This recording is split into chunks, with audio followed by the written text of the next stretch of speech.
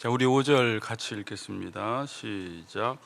믿음으로 에녹은 죽음을 보지 않고 옮겨졌으니 하나님이 그를 옮기심으로 다시 보이지 아니하였느니라. 그는 옮겨지기 전에 하나님을 기쁘시게 하는 자라 하는 증거를 받았느니라. 아멘. 잠시 기도하고 말씀 듣겠습니다.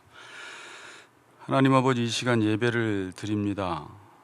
예배 드릴 때 하나님의 살아계심과 또 하나님을 찾는 자들에게 상 주시는 이심을 믿고 이 시간 믿음으로 예배 드릴 수 있도록 우리의 마음을 주장하여 주시옵소서. 코로나로 인하여 우리 성도들이 교제를 나누지 못하며 또 함께 얼굴을 본 지 오래되었습니다.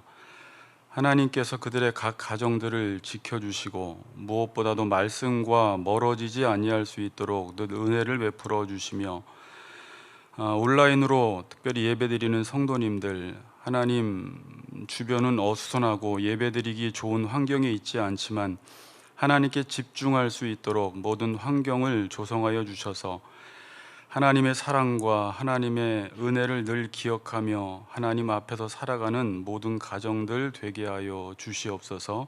감사드리며 예수님의 이름으로 기도드립니다. 아멘. 자, 우리 같이 한번 인사드립시다. 하나님과 동행합시다. 같이 인사합시다. 네, 하나님과 동행합시다. 네.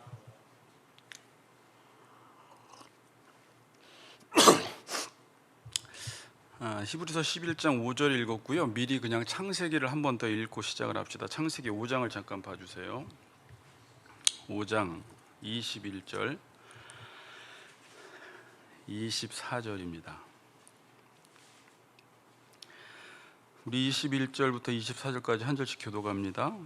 에녹은 65세에 무두셀라를 낳았고 무두셀라를 낳은 후 300년을 하나님과 동행하며 자녀들을 낳았으며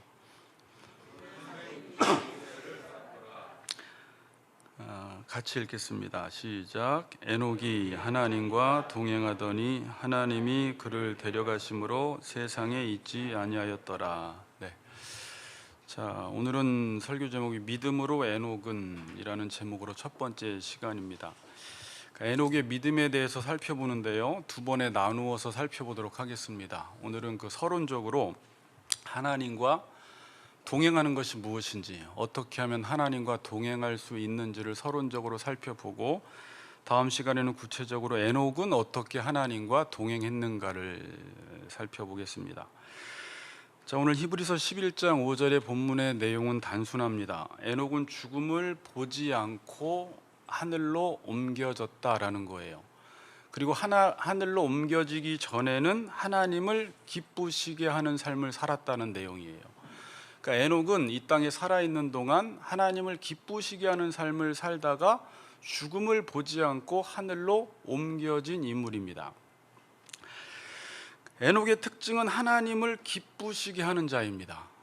자, 이 말은 하나님은 우리의 삶을 통해서 기뻐하기도 하시고 기뻐하지 않기도 하신다라는 말이에요. 그러니까 여러분들이 어떻게 살아가느냐에 따라서 하나님을 기쁘시게 해드릴 수도 있고 하나님을 슬프시게 해드릴 수도 있다라는 말이에요. 자, 그러면 에녹은 어떻게 살았기에 하나님을 기쁘시게 하는 삶을 살았는가?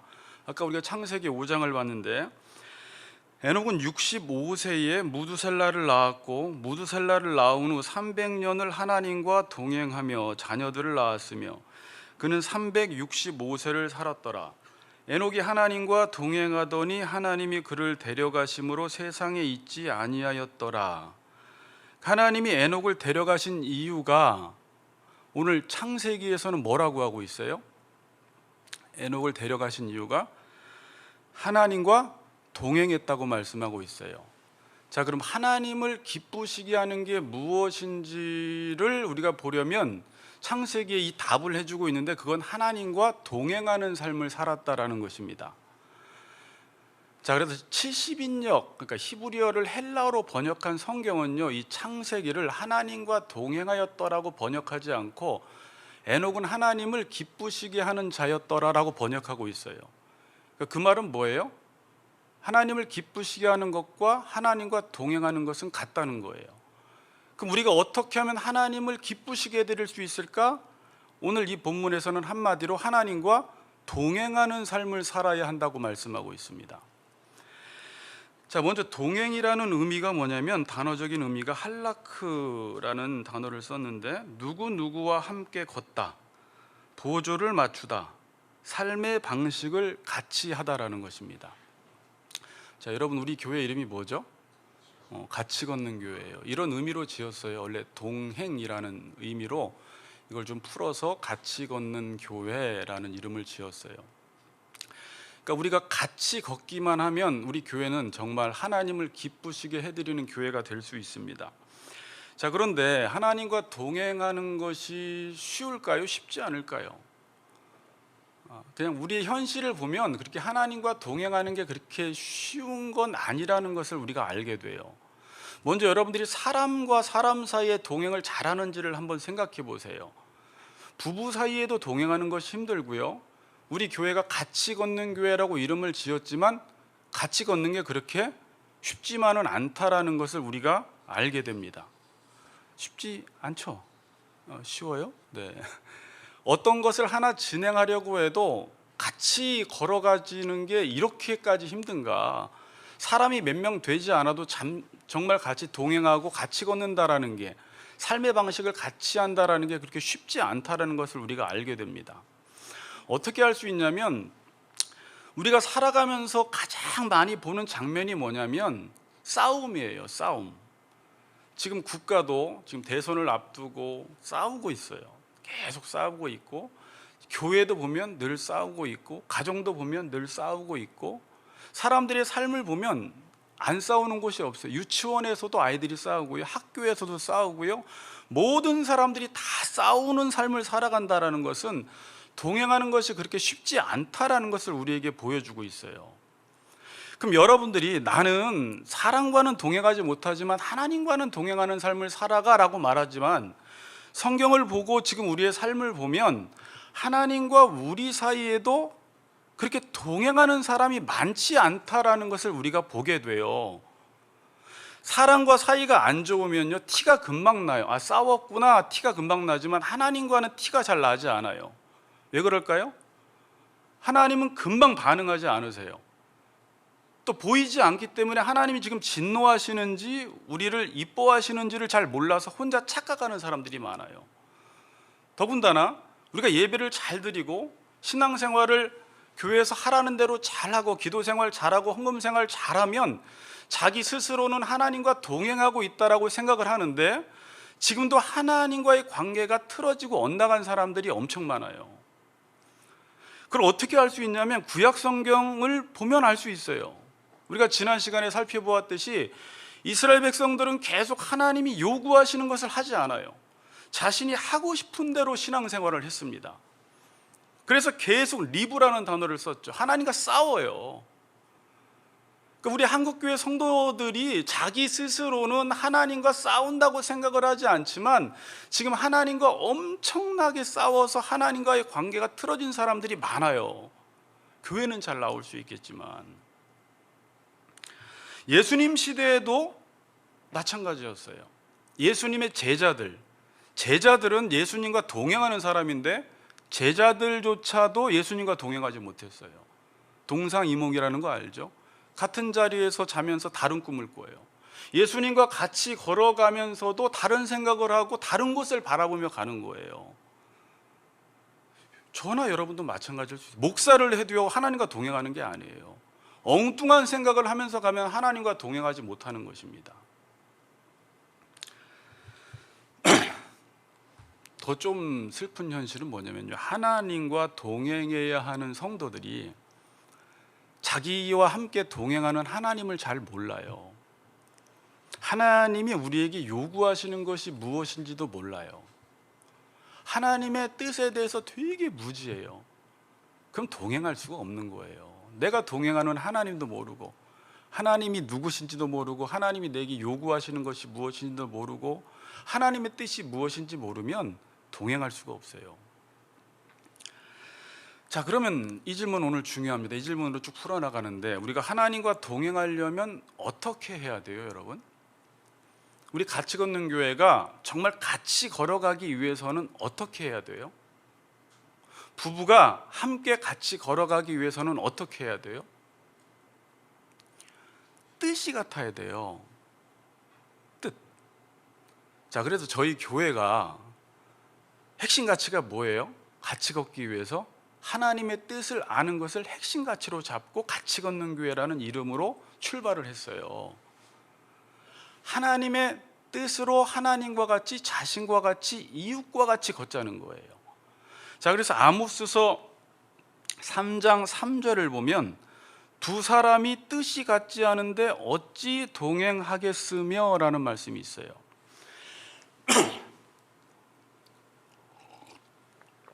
두 사람이 뜻이 같지 않은데 어찌 동행하겠으며, 뜻이 같지 않으면 동행할 수가 없다라는 것입니다.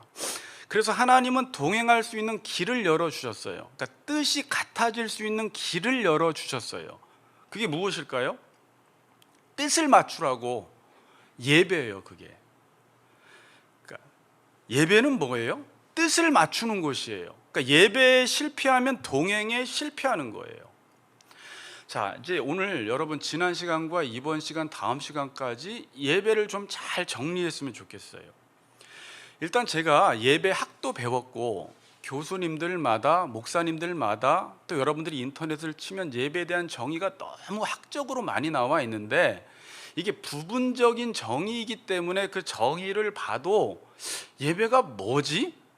왜냐면 예배가 이것이다라고 다 한결같이 이야기하는 것이 아니라 예배는 다양한 측면이 있기 때문에 예배에 대한 정의를 다 다르게 내리고 있어요. 그래서 성도들이, 제가 만약에 성도 입장에서 그 정의를 보면 예배가 도대체 뭘까라고 딱 정리가 잘 안 돼요. 예배학을 배워도. 지금 제가 좀 관계적인 측면에서 쉽게 지금 예배를 설명드리고 있습니다. 예배는 지난 시간에 말씀드렸듯이 여러분들이 예배 그러면 일단 드리는 것이라고 생각을 해야 돼요. 드리는 것. 드린다라고 했을 때 그냥 지난 시간에 같이 갖다 바쳤다, 뭘 드린다라는 게 예배가 아니라, 예배에 대한 정의를 보면 뭐 서비스, 섬기다, 봉사하다 그러는데, 이것만 또 정의를 들으면 아, 섬기고 봉사하는 게 예배구나, 또 이렇게 생각을 해요. 그런 뜻이 아니라 지금 하나님께서 우리를 위해서 어떤 일들을 행하세요.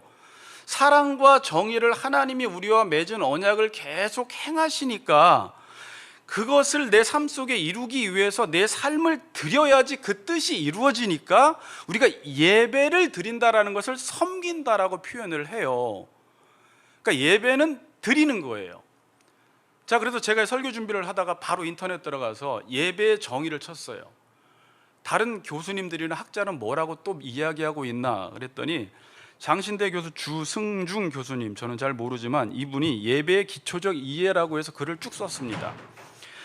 그리고 학자들이 예배를 어떻게 정의하는지를 쭉 정의한 이후에 마지막 이런 결론을 내리세요. 예배 학자들이 예배에 대해서 정의한 것을 한마디로 요약해서 표현한다면 예수 그리스도의 구속 사건에 나타난 하나님의 사랑과 은혜에 대한 인간의 응답이다, 이렇게 말을 해요.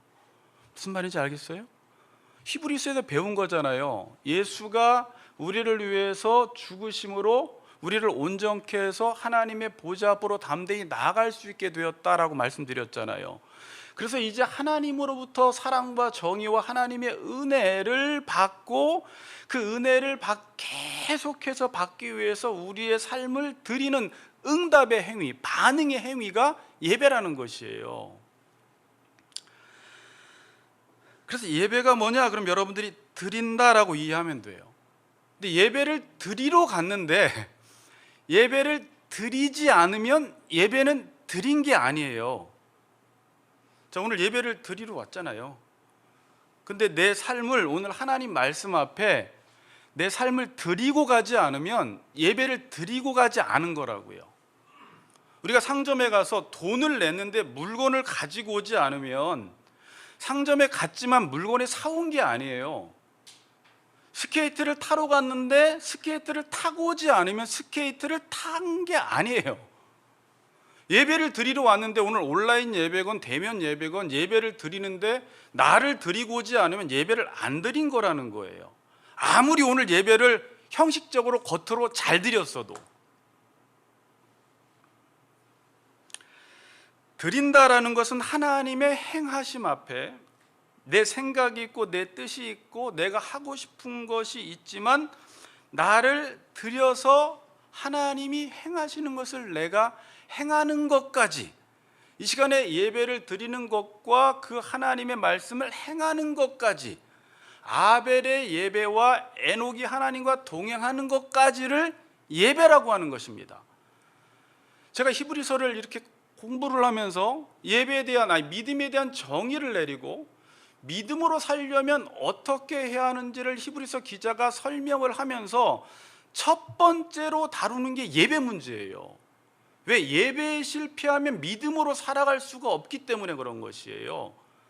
그래서 아벨을 통해서 먼저 제물을 드리는 예배에 대해서 설명을 하고 에녹을 통해서 삶의 예배를 설명한 이후에 믿음으로 산다는 것이 계속 설명하고 있는 것입니다. 믿음으로 산다는 것이 무엇인지를. 자, 이걸 제가 조금 부드럽게 표현을 하면, 그러니까 예배는 내 자신을 드리는 거예요. 그러니까 성경에서는 이걸 내 자신을 죽여라 그렇게 표현을 해요. 근데 이건 너무 강하니까 성도들이 별로 좋아할 것 같지 않아요. 그러니까 제물로 드린다라는 것은 나를 죽여야지, 내 생각과 뜻과 내가 하고 싶은 것을 죽여야지만이 하나님의 뜻이 내 안에 이루어지기 때문에 예배를 드리지 않으면 하나님의 뜻이 이루어지질 않아요. 이걸 좀 부드럽게 표현하면 여러분들이 하나님의 뜻 앞에서 내 뜻을 조율해 나가는 것입니다. 자, 이건 이제 음악하는 사람들이 조율을 하잖아요. 피아노도 조율해야 되고 첼로도 조율을 해야 되잖아요. 하나님의 뜻 앞에 내 뜻을 조율해 나가는 이 과정이 예배예요. 조율을 잘하면 좋은 연주자가 돼요. 소리가 아주 좋아져요. 근데 조율을 하지 못하면 엉망이 돼 버려요, 소리가. 그러니까 우리의 삶이 지금 무너지는 이유가 뭐예요? 하나님의 뜻 앞에 내 뜻을 조율하지 못했기 때문에 삶 속에서 계속 소음이 나고 잡음이 나고 사람들과 계속 부딪히는 거예요. 그러니까 성경은 대인관계의 문제는 대인관계의 문제로 안 풀어진다는 거예요. 내가 죽어지지 않고 저 사람도 죽어지지 않고 저 사람이 욕망이 있고 내 욕망이 있는데 어떻게 대인관계가 해결이 됩니까? 서로 잘났다고 하는데. 그래서 싸움만 계속 일어나는 거예요. 근데 그런 상태로는 문제가 해결이 안 돼요. 근데 예배를 드리면 하나님의 뜻 앞에서 내 자신을 보게 되고 그 뜻 앞에서 성령께서 내 안에 있는 모든 생각들을 다 죽여버리심으로 대인관계를 맺을 때 이전과 달라져요. 물론 문제는 있죠. 근데 예배 드리고 난 다음에는 대인관계가 반드시 달라집니다. 좋은 연주자가 돼요. 소음과 잡음이 덜 나요. 아주 안 나진 않지만. 자, 지금 믿지 않는 사람들이 그리스도인과 교회 문제를 보면서 가장 큰 문제를 뭐라고 봐요? 제가 이 하나님 나라 그 공부하면서 거기에 나온 그 통계 자료를 그때 여러분들하고 함께 공부하는 분들은 나눴는데, 지금 한국 교회 가장 큰 문제가 여러 가지가 있는데 가장 큰 문제를 뭐라고 보냐면 신앙과 삶이 일치하지 않는다라는 거예요. 그러니까 삶이 없다라는 거예요. 사람들이 말씀대로 살지 않는다라는 것을 지금 교회의 가장 큰 문제로 보고 있어요.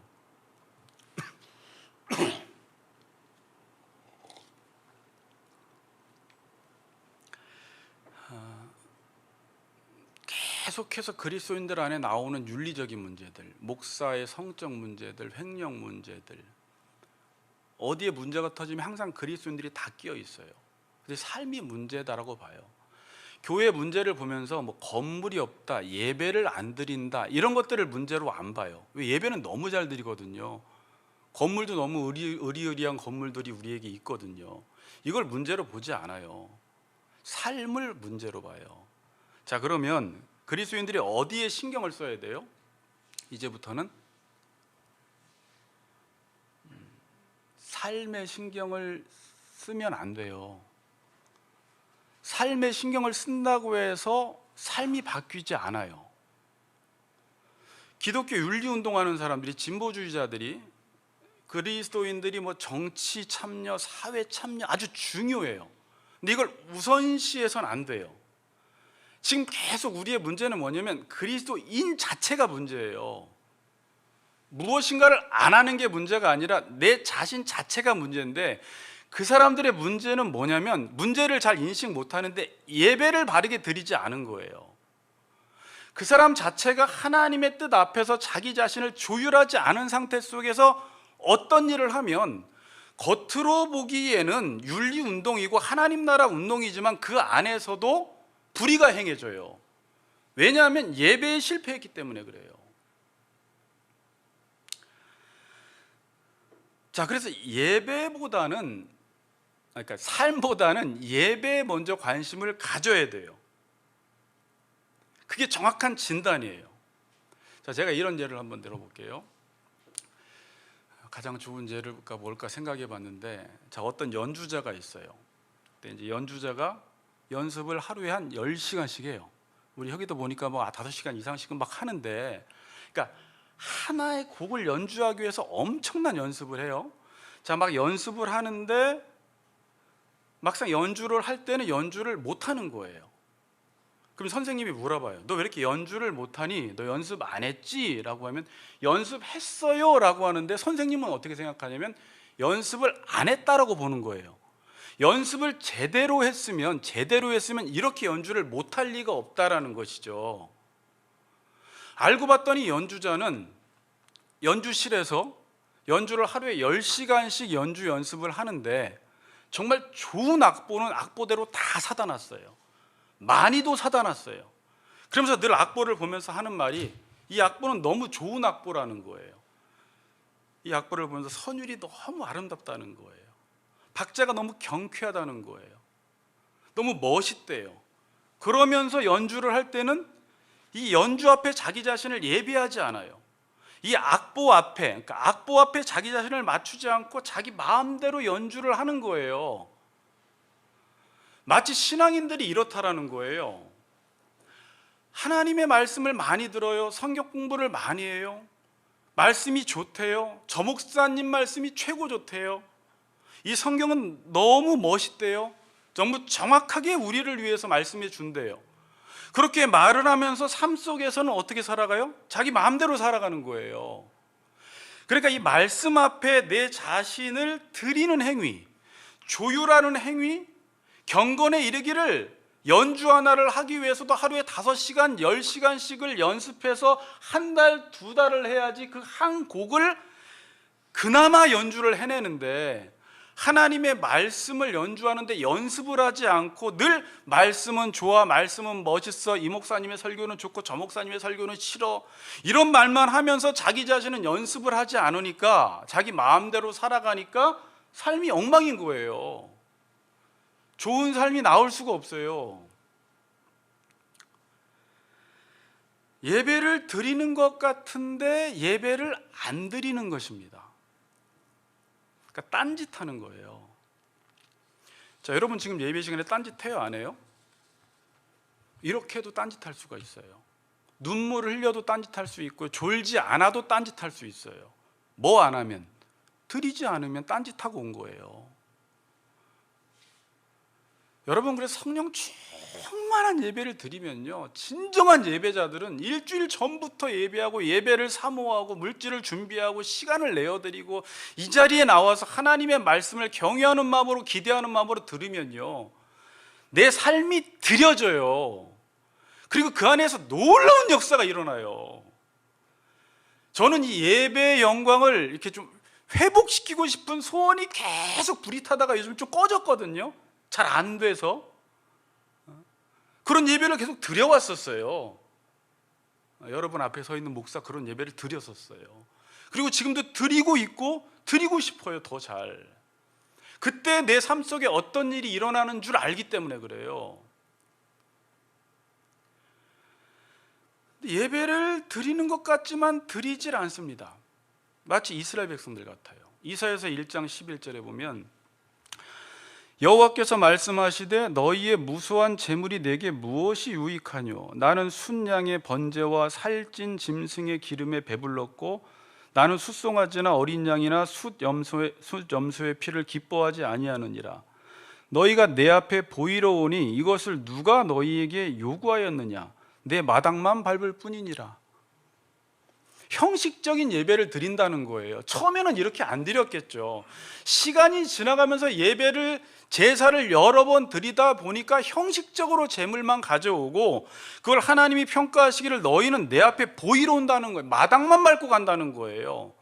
예배를 드리러 왔지만 드리지 않고 간다는 거예요. 제물을 드렸지만 하나님 앞에 산제물로 드리지 않았다는 거예요. 이걸 지금 계속 지적하고 있어요.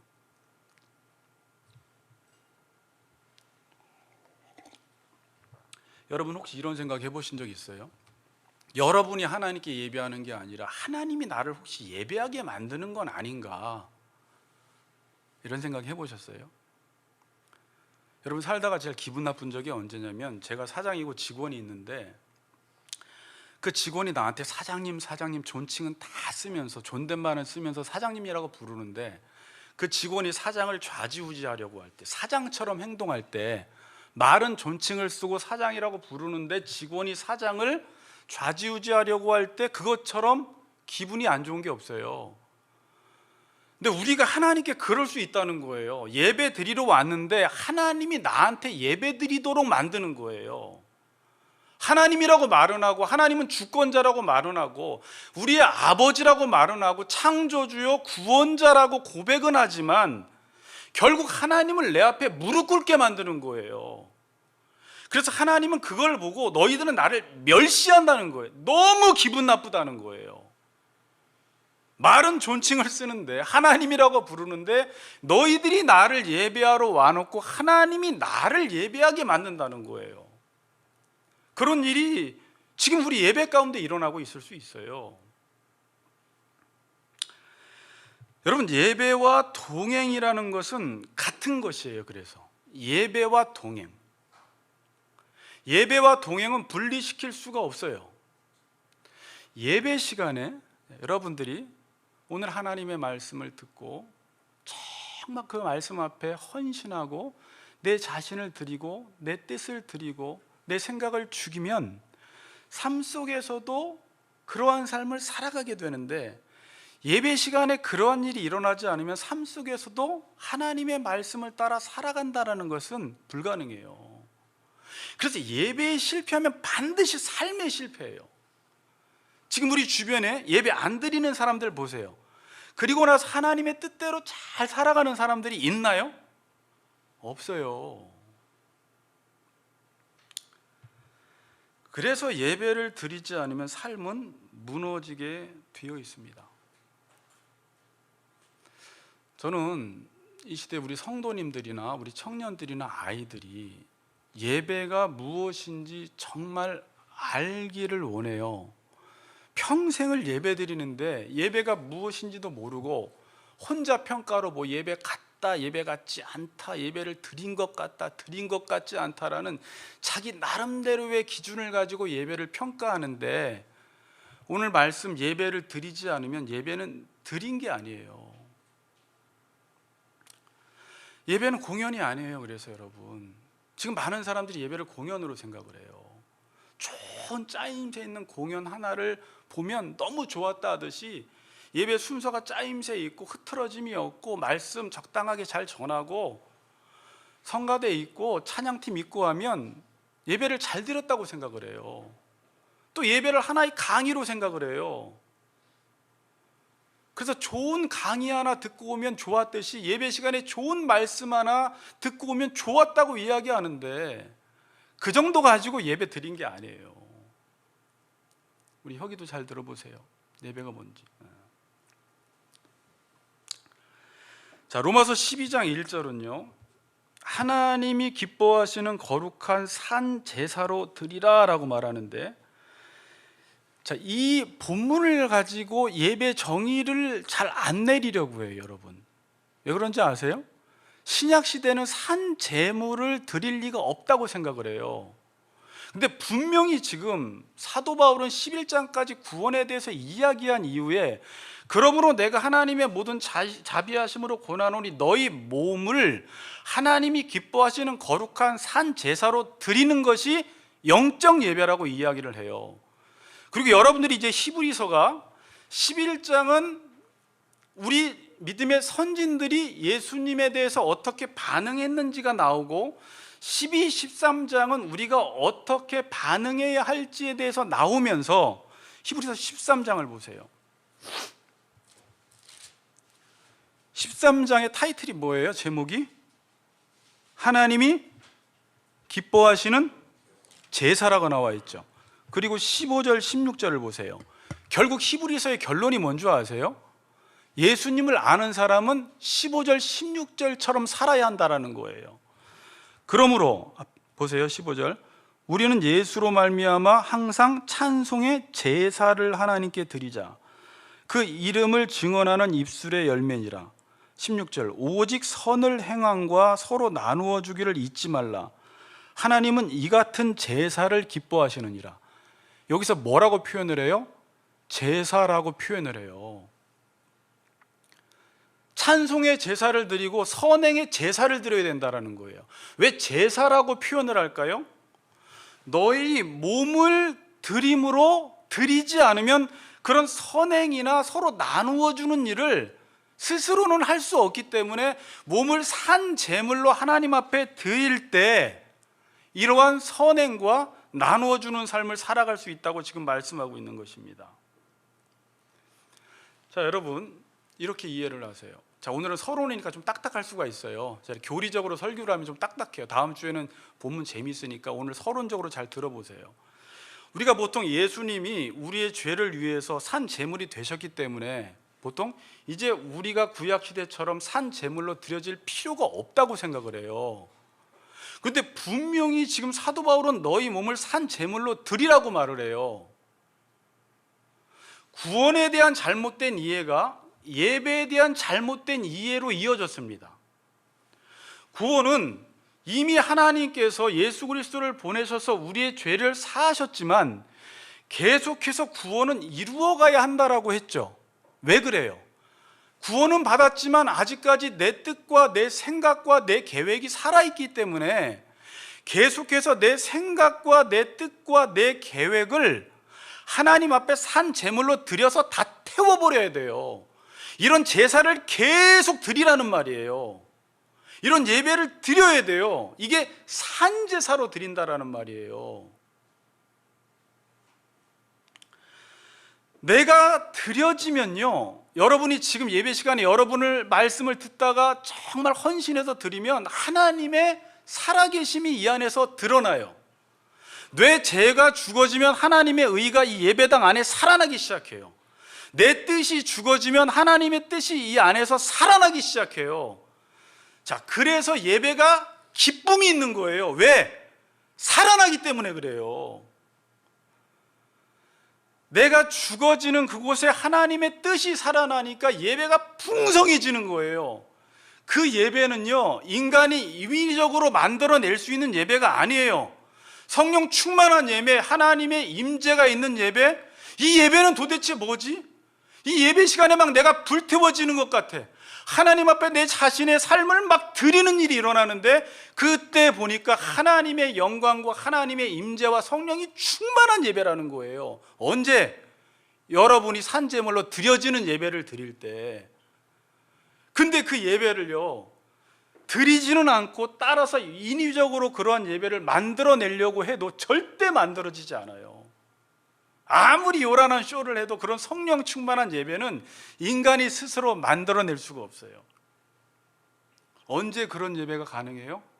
내가 죽고 하나님이 살아날 때 이 예배가 풍성한 예배, 은혜가 넘치는 예배가 되는 것입니다. 그렇게 될 수 있어요, 여러분. 우리의 예배가. 그래서 저도 단순히 설교를 준비할 때 이런 결단을 했어요.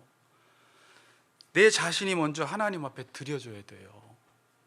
그냥 설교를 원고 작성해서 짜임새 있게 원고 내용을 정리해서 이 원고를 그대로 전하는 게 설교가 아니라 내 자신 자체가 하나님 앞에 마음껏 드려지고 헌신하고 이 말씀 앞에 내 자신을 드릴 때 하나님이 이 말씀을 통해서 여러분들에게 전할 때 듣는 성도들이 그 말씀을 듣고 은혜를 받고 여러분들의 삶을 헌신하는 역사가 나타나고요. 그 예배는 하나님의 은혜와 하나님의 부요하심이 드러난 예배가 되는 거예요. 너희 몸을 드리라고 할 때 여기서 몸이라는 것은요, 사르크스가 아니에요. 그러니까 헬라에서 사르크스는 단순한 육체, 고기 덩어리를 말하는데 여기서 소마라는 단어를 썼어요. 그러니까 소마가 뭐냐면 지정의 우리의 모든 소유와 우리의 능력, 전인이에요. 전인. 전 인격을 하나님 앞에 다 내어드리는 거예요. 너희 몸을 내어드리라는 거예요. 그러면 이게 기뻐하시는 거룩한 산제사라는 거예요. 자, 기쁘다라는 말이 나왔죠. 에녹이 하나님을 기쁘시게 해드렸는데 어떻게 기쁘시게 해드렸어요? 오늘 본문으로 보면 로마서로 너희 몸을 드리면 하나님이 그 제사를 흠양하시고 기뻐하신다는 거예요. 그렇지 않으면 하나님이 기쁘시게 받으시지 않으세요.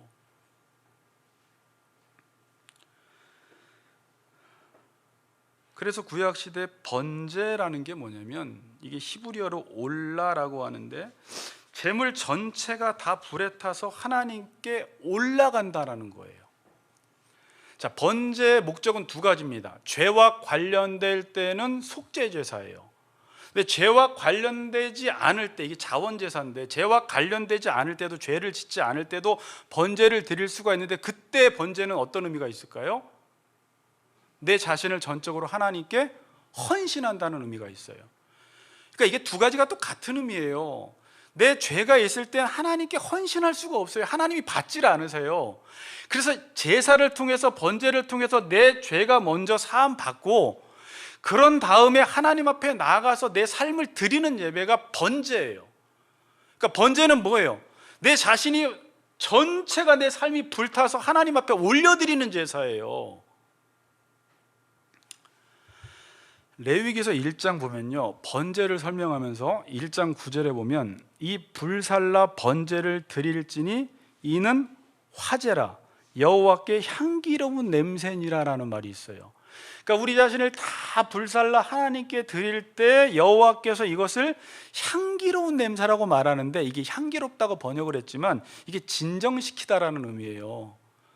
하나님이 진정이 되신 거예요. 그러니까 우리의 삶을 드리지 않고 내 마음대로 살아갈 땐 하나님이 진정하지 않으세요. 로마서 1장 18절에 어떻게 나와 있어요? 하나님의 진노가 임한 상태예요.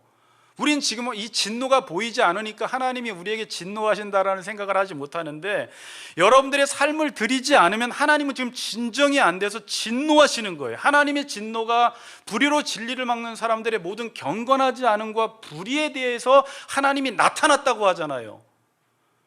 근데 여러분들의 삶을 온전히 하나님께 불태워드리면 그때서야 하나님이 진정되시고 그 예배를 흠양하시고 기뻐 받으신다라는 거예요. 그러니까 하나님은 우리가 불태워져서 하나님 앞에 드리기를 원하네, 하나님은 인신제사를 좋아하시네, 그런 말이 아니에요. 여러분의 생각과 여러분의 뜻을 다 드려서 하나님이 행하시는 일 앞에 여러분의 몸을 산제사로 드리는 그 예배를 통해서 우리의 삶 속에서 하나님의 행하시는 역사가 나타나기 때문에 그런 제사를 우리에게 원하시는 거예요. 그래서 예배를 드리러 갈 때마다 어떤 마음으로 드리러 가야 돼요? 강 집사님, 어떤 마음으로 드리러 가야 될까요? 오늘 죽으러 가야 되겠구나. 한번 좀 예배 자세를 바꿔보세요. 내가 오늘 드리러 가야 되겠구나. 하나님 오늘도 나에게 무슨 말씀을 해주실 거예요? 하나님의 말씀 듣기 전까지 나는 변화가 안 돼요. 하나님, 내 생각을 내가 스스로 꺾을 수가 없어요. 하나님 은혜를 주지 않으면 이 모든 관계 문제 해결할 수 없어요. 하나님 오늘도 내 뜻 하나님 앞에 드릴 테니까 하나님 이걸 다 태워달라고 기도해야 돼요. 자, 여러분, 그래서 여러분들이 여러분 자신을 온전히 태워서 하나님께 드릴 때, 자, 순서 생각하세요. 온전히 하나님께 드릴 때 그때부터 하나님의 생각과 하나님의 뜻과 하나님의 계획이 내 안에 자리를 잡기 시작해요. 그리고 그 뜻이 살아나는 것입니다. 하나님의 뜻이, 하나님의 말씀이 살아나서 내 안에 있는 온갖 음란한 생각과 죄악된 생각과 부정적인 생각을 하나님의 불이 임해서 다 태워버리세요. 이걸 다 소멸시켜 버리세요. 내 스스로는 절대 해결될 수 없었던 문제였는데, 내 생각도 내가 통제를 하지 못했는데 하나님께 예배드릴 때 하나님의 말씀이 내 안에서 살아나서 그 말씀이 내 안에 있는 모든 부정적인 생각과 음란한 생각과 죄악된 생각을 싹 소멸시켜 버리세요. 그러면서 하나님의 뜻이 분별되기 시작해요. 너희는 마음을 새롭게 함으로, 마음 누수를 새롭게 함으로 변화를 받아 하나님의 선하시고 기뻐하시고 온전하신 뜻이 무엇인지 분별을 하라고 하는데, 여러분의 생각이 불타기 전에는, 여러분의 뜻이 하나님의 말씀으로 불타기 전에는 하나님의 뜻이 분별이 안 돼요. 뒤죽박죽 돼가지고. 그러나 예배를 드리면서 내 모든 생각이 죽어지고 하나님의 생각이 살아나면서 하나님의 말씀의 기준으로 무엇이 옳고 그른지, 어떤 길을 가야 하는지, 어떻게 살아가야 하는지가 분별이 되기 시작하면서 하나님의 뜻을 따라 살아가는 사람으로 변화되는 거예요. 하나님과 동행이 시작되는 것입니다. 순서가 그래요. 여러분의 삶을 드리면 하나님의 말씀이 살아나서 내 안에 있는 모든 더러운 것들을 다 소멸해 버리시고, 그때부터 내 안에 말씀으로 충만해져서 그 말씀의 기준으로 분별을 해나감으로 그 하나님의 말씀을 쫓아 살아갈 때 동행하게 된다는 거예요. 동행하게.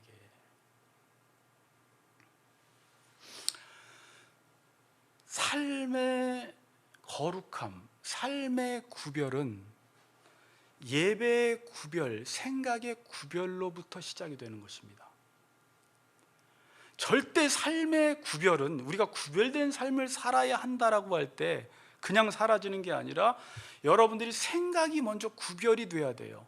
예배가 구별이 돼야 돼요. 이 시간 예배를 드리러 올 때 여러분 몸을 하나님께만 드리기로 딱 구별시켜야 돼요. 지금 온라인 예배를 드리는 분들도 얼마든지 예배를 지금 드릴 수 있어요. 어떻게 하면 돼요? 그 예배 시간을 위해서 시간을 떼놓으셔야 돼요. 물질을 떼놓으셔야 돼요. 내 몸을 떼놓으셔서 이 몸을 하나님께만 구별해서 드려야 돼요. 그러면 그 안에서 예배가 드려지고 하나님을 만나게 돼요. 그러면서 우리의 삶 속에 구별된 삶이 찾아오기 시작해요. 여러분, 저 구별된 삶 살아가지 못하던 사람이에요. 엉망으로 살던 사람이에요. 그런데 삶 속에 질서가 잡히는데, 언제 질서가 잡히냐면 말씀의 질서가 잡힐 때 삶의 질서가 잡혀요. 생각의 질서가 잡힐 때 삶의 질서가 잡혀나가는 거예요. 삶의 구별은 어디의 구별로부터 온다고요? 생각의 구별로부터, 예배의 구별로부터 삶의 구별로 이어지는 것입니다. 그래서 모든 이 땅에서 믿음으로 산 사람들, 하나님과 동행한 사람들의 특징은 뭐냐면 다 예배자였어요. 히브리서 11장에 나오는 모든 믿음의 선진들은 다 예배자였어요. 바른 예배를 드렸어요. 아브라함, 노아 다 보세요. 계속 제사를 해요. 어떤 사건이 끝나자마자, 이루어지기 전에 계속 하나님께 제사를 드려요. 그러면서 하나님의 명을 따라 살아가요. 노아도.